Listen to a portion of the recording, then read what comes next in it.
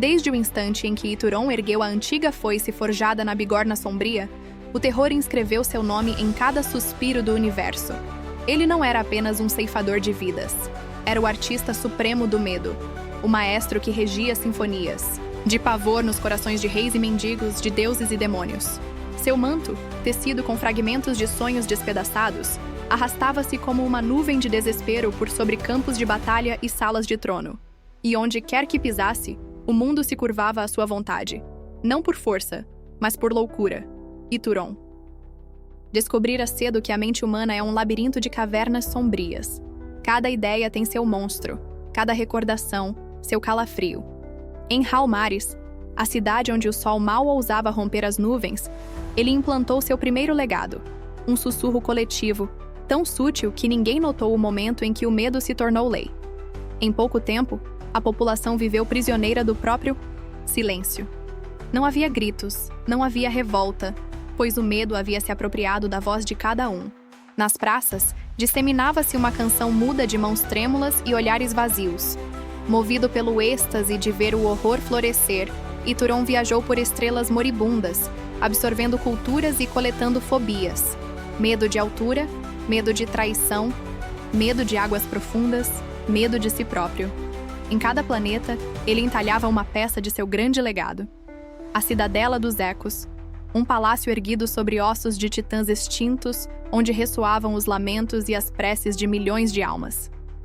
Lá, Ituron reunia suas criações mais sublimes, espectros de angústia, vultos de paranoia, e os lapidava como joias negras, prontas para serem espalhadas como pragas.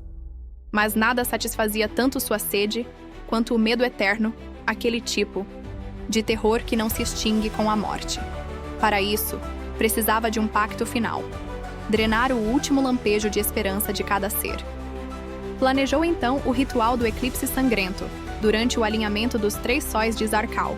No momento exato em que as sombras cobririam toda a luz, ele soltaria uma onda de aflição que marcaria cada coração com o selo do desespero. Infinito. Seria a obra-prima do Criador do Medo. O povo de Zarkal, porém, era forjado na adversidade. Viveram séculos entre tempestades de cometas e nuvens radioativas. Em vez de sucumbir, aprenderam a cultivar fé uns nos outros, a ver coragem onde o abismo espreitava. Entre eles nasceu a Irmandade da Última Centelha, um grupo de místicos que estudavam a essência do medo para transformá-lo em chama de resistência. Guiados pela profecia de um ancião cego, o maior horror se derrota com a própria risada.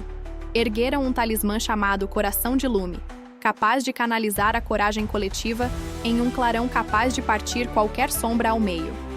No ápice do eclipse, quando Ituron ascendeu ao pináculo da Cidadela dos Ecos para proclamar o triunfo do desespero eterno, a Irmandade irrompeu em uníssono.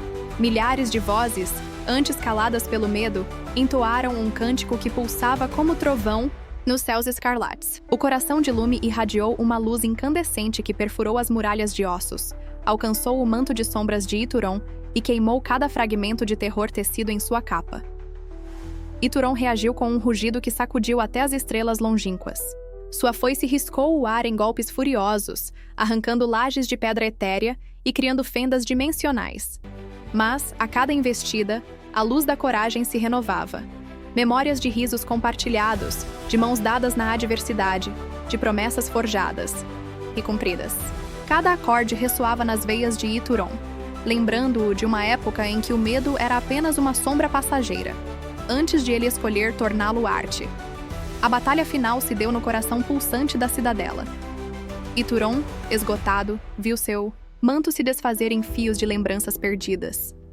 Os ecos malignos que haviam dominado incontáveis mundos silenciaram-se de repente, engolidos pela chama pura da esperança.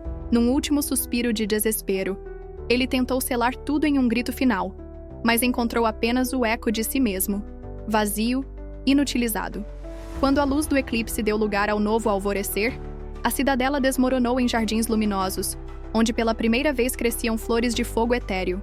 A Irmandade da Última Centelha ergueu o talismã triunfante e, em uníssono, libertou cada mundo preso ao terror de Ituron.